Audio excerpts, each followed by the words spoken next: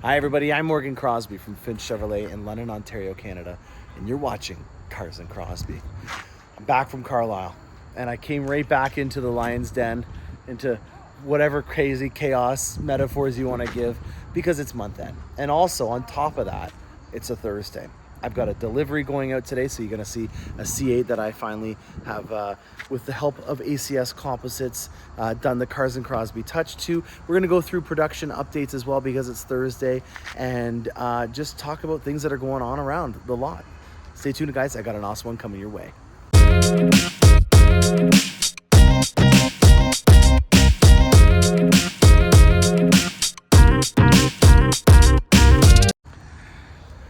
Oh, all right. I've been a busy bee. You guys know, like I've mentioned before on the channel, car comes in, it's your Corvette. It takes first priority. I was a little selfish in going down to Carlisle, but for good reason, because there was a lot of amazing things, as you would have seen on some of the episodes that have already aired, and also on future episodes, because I've got probably 30 hours worth of footage. My phone would die usually in and around the 11-12 o'clock mark. I would put a battery pack on the phone, and then by that time it would usually die around 4 or 5 in the evening. So I was just filming like absolute madman, and it was great. A lot of great things that I want to pass along to you guys, so you'll see those episodes in due time, as I am going to be taking some time off for a personal death. A very close person in my family passed away, and I want to have some time to be able to properly mourn them. And then also, it's my wedding anniversary and it's Labor Day weekend, so there's a little bit of a break that I can decompress and get my head right back in the right space to get ready for another crazy month, because I got a ton of things coming through the pipes. I got about 30 high-end vehicles that are destined to land, and as you guys have been listening on the channel, usually it comes and goes in waves. It's like a wavelength, and right now in terms of deliveries I'm at a high point, but I'm starting to see in terms of production we're gearing down, and that usually is the case. If I have a lot of things coming in, that means that there's probably not a lot of things that are being added to the hopper on the top end for allotment. And so unfortunately, the first bad news of the day is the fact that the Corvette production facility is going to be shutting down, which is not a good indication of where they're going to be for production in general, because as soon as it stops being built, then, as you know, nothing else is getting out. So I don't know if that's geared towards mainly just the Stingray stuff, or if we're trying to ramp up with parts and components so that they have them for when they start production of the Z06 next week on the 12th of September. So don't know what to think about that. Now, in terms of what we have coming through the dealership, our boys have put together this while I was away in Carlisle. I was working very intently with my teammate Sean, and then also Todd and Phil in the shop, and then also our detail team and ACS Composites. Let me introduce you guys to a 2LT Z51 hardtop convertible in Elkhart Lake Blue with a beautiful ceramic tint done to it, and it's very nicely appointed with the ACS Composite Touch. We've got the 5VM front end splitter, and I matched that with a 1VM. So some people might be saying, well, why do you got a 5VM but a 1VM? Well, we wanted that sleek touch with some nice accents. And if you look here, the winglet on the 5VM front splitter is just the right amount to go with the ACS wicker bills. So, you know, not going to the full level of aero that you would see from a 4-post high wing and also from a 5VM on the sides, but we're giving a little bit of a touch in terms of, you know, accents being about an inch or two off the ground, or high there, and then also again an inch or two off here. And that's the kind of style that I think that this customer and I both were on the same page about when we were designing and building this Corvette. It's always, to me, a very fun experience to be on these types of days where you get to see our ideas come together. And this is just a thought, you know, when we first met a year or two ago, and to see that thought change over time. There's a creepy guy in a van. Jeez Louise. Would not want him to come down my street. And a plywood window. That's not good. Danger, danger. Anyways, back to the Corvette. This was an idea, and this idea has over time come into this, and it's really awesome. And I'm not trying to toot my own horn here, but you can understand how intimidating it is to come up with a concept, go to a car salesman, and hope that they have the same way of interpreting your idea and then improving on it or helping you out with it and coming up with a finalized product. You may not like certain things that are on this vehicle, but I'm going to go through with you guys on a masterclass on making something look unique but not look like it's standing out like a sore thumb. So we've got Elkhart Lake Blue, a very classy Corvette color. I think this is going to stand the test of time very well, and we've got a beautiful ceramic coat. Feels like a baby's bum on here. Bird takes the dump. You don't have time to clean the car completely. Spray it off, drive real fast, you're good to go. Now, the secondary color on here is carbon flash metallic, and you'll see that in the 5EM front splitters. Beautiful, nice metal flake in that paint. Goes along with the metal flake from the Elkhart Lake Blue. On your mirror caps, we've painted them to go with the Z51 spoiler, and then we have the nacelles and the top painted as well. I'm sure Vosson's not happy to hear this, but after looking at the Z06 wheels down south and looking at what the new forged wheels done, I hate to say it, but I'm a GM guy, and if I can do something through the factory that's under warranty or through our shop under warranty, I'm always going to go with that option over an aftermarket option. So I only use aftermarket stuff because I'm trying to get a thought or a design done right. And when you have the price point of these forged wheels, you really can't beat it in terms of cost. You know, keep in mind, guys, it's about $7,000 Canadian in order to get the complete set of wheels to be done in a 21 in the back and a 20 in the front with these hybrid forged wheels that I've been using. There's these Aerolarri wheels that I'm very enticed about, but I'm a loyal guy. If I start with using a product, I want to continue to use them because they don't really go against anything that I've had as an issue. But when you're hearing about these Aerolarri prices, I'm enticed. I'm interested, and I'm learning more about it. Now, in terms of price point, I was able to use these wheels and get 8 out of 10 in terms of style done with these, and then focus on doing a lot of other little projects like the wicker bills, putting money towards the rocker panels, putting the money into splash guards, instead of spending all that money on just a set of wheels. So I'm very talented in terms of making sure that I can respect a budget and also get the most out of your dollar and focus on things that are time sensitive now, instead of just putting it all into one big item and then leaving you with a car that doesn't look like it's finished. So the customer is going to be able to leave the lot with a car that makes sense. And if down the road he decides that these forged wheels from General Motors don't make the cut, then guess what? He can get a second set and he's on with the races. So these forged wheels, you can't really beat the price point of what they are for what it is. And it really helps out in making the budget for other items go on the vehicle so that you can get more bang for your buck when you're leaving the dealership lot. You know, my Corvette, for example, it took me 2 years. Mind you, a lot of that was because the car aftermarket parts didn't exist at the time, but it gave me a lot of time to be able to develop a slush fund for projects like that, research it over the winters, and then do it, because half the fun is the hunt. And when you have projects like that, you can just add on to them. So the wicker bills and stuff like that, those are things that you can easily add on as you have, you know, disposable income that comes about, or a boot, as we say in Canada.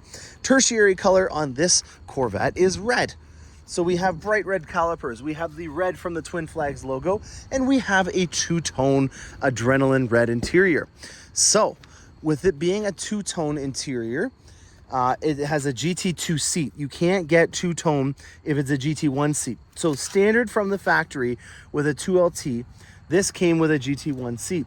I then had to choose the GT2 option, and then on top of that chose the two-tone. Now, to get this thing to be very consistent in that design language, we've had help with the 23 model years having a stealth interior finish. That means that we don't have any tertiary colors like chrome or polished aluminum getting in the way of our style. You're already, you know, pushing the limits when you have 3 colors on a vehicle. And I'm saying 3 colors because this is bold. Anytime that you're going to use adrenaline red, you need to use it sparingly. You know, you're calling them the big guns. This guy's got quite an exhaust. Oh. Jeez. RIP to the environment with that one.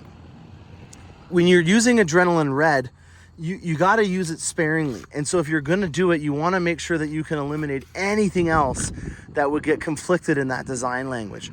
So again, black is our secondary color. I'm going to make as many things as I can black on this vehicle so it looks consistent throughout the entire vehicle and it's accented properly. What else do we want to talk about on this one? I think a tint would go a long way. Sorry guys, diesel guy is on his way back through. He's got a external tank in his bed, probably because he runs out of gas a lot of times. That thing looks like it burns oil, like it's going out of style.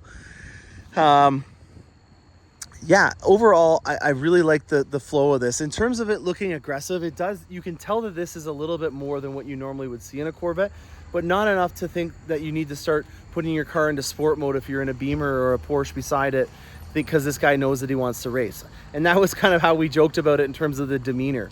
One of the things that I do when I'm designing a Corvette with somebody is I kind of get them to give me an example of where you would like to be with this Corvette. What are your expectations?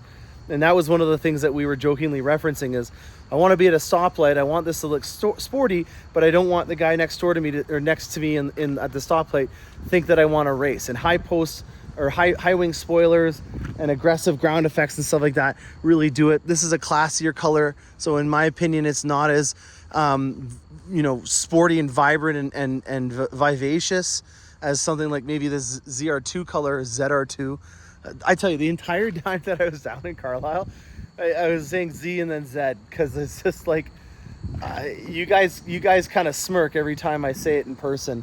I'm sure on when you guys are watching this down south, you guys smirk every time, but it's a lot more apparent that I do it when I see it having a conversation and someone smirks as I'm talking to them. So I'm sure I'll start talking more like a Yank by the time I graduate this whole YouTube experience thing. But for right now, you get an amalgamation of it.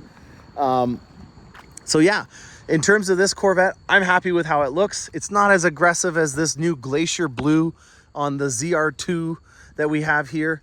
But yeah, so on another side note, talking about trucks, the prices of all of our trucks went up by about $5,000, but then they reduced the interest rate by 1%. So I'm not proud of any time that a cost of a vehicle goes up. I'm not proud to say that the Corvette plan is down right now, but at least I can be the person that tells you this stuff and not have to, be as concerned about your investment or your vehicle that's on its way in.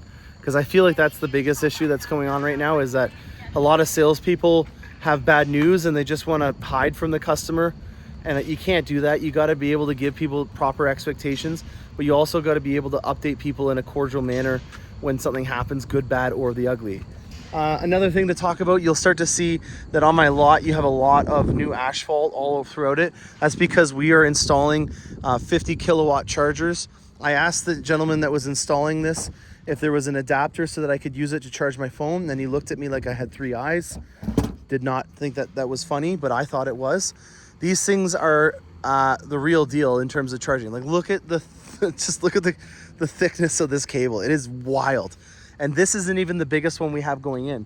We have a 116 kilowatt charger.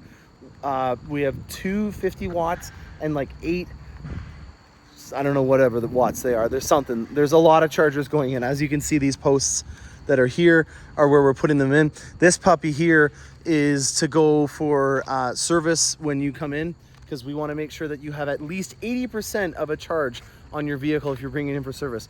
So life hack of the day, if you have an electric vehicle and you buy it from a GM dealership, it's a new GM product, and you need to charge really quick, go in and get some windshield wiper fluid or something like that, because you got to get 80% of a charge when you leave. There's your little fun fact. I don't know how much that is in electricity, probably maybe a couple dollars, but if you want to be frugal, start marking out all the GM dealerships nearby you that are EV centers. Though we are an EV center, so another feather in my hat. All that allotment that I have that comes in, that is the reason why we have it. And again, everyone that comes by here is like, oh, you've got tons of inventory. Every single one of these cars that is here, everything from that blue truck or that white van down, this all came in just today. And that's my Escalade V, so that's not there. And the Malibu, it's just sticking in there, is not. All of these things came in the last day or two. I think maybe, well, I know for a fact that we had 3 full trucks today. That's 30 vehicles. So we're a machine in terms of pumping them out. So even though our dealership is not like a square kilometer or half a mile in diameter, we are very efficient at getting stuff out. And this is always, as I say, a good litmus test for finding out how the dealerships are doing. And what I would say is, without a doubt, you are seeing a lot of stuff come through the pipes right now. but in terms of ordering, not so good. No Corvettes, obviously, because the plant is closed. Escalades, Yukons, Tahoes, not doing well right now. Trucks we're doing reasonably well on. I think we got about 7 or 8 this week. Encore GXs surprisingly are still popular in terms of getting allotment. Terrains, Equinoxes are, but none of the heavy hitters for this week. So that's the second week in a row that we've seen a downward decline in allotment. I hope you guys enjoyed this episode. I've got tons of awesome content that I filmed. I just finished doing a episode with Throttle House where I went up against a G63 G-Wagon, the new, what's it called? Range Rover. Apparently they're rare. Apparently they're extremely expensive. One item in particular, when I was looking at the window sticker that I was amazed by, the running boards are a $5,700 option on the Range Rover, and I just laughed. On the Escalade, they're a $2,000 option. So just to give you an idea of the markup in terms of value on the Range Rover, I was quite impressed with how well ours was valued at. Stay tuned. Lots of stuff coming through the pipes. Reach out to me if you want to learn about a project or if you need some advice. I'm going to get back to you in a timely manner, but as I mentioned at the beginning of this episode, I've got a crap ton of vehicles that are coming through the pipes, and they are my first priority. So my assistant, Sean, he is going to be helping out my clients with giving them emails now. We have a ledger that we've made to kind of work through where our orders are all at, and so they're going to be updating everyone that's a client of mine in a timely manner with where they are. And if you are starting to work on a project and you want some help with that, Sean's going to try to escalate that to me so I can get it to it sooner. But I am obviously wanting to make sure that if you have a Corvette or an Escalade or a Tahoe or anything on order with me, that I'm giving you the best experience, and that's what I'm going to be doing for the most part over the next few weeks after I get back from my little vacation. I hope you guys enjoy this. Stay tuned for more awesome content. I'm Morgan Crosbie, and happy motoring.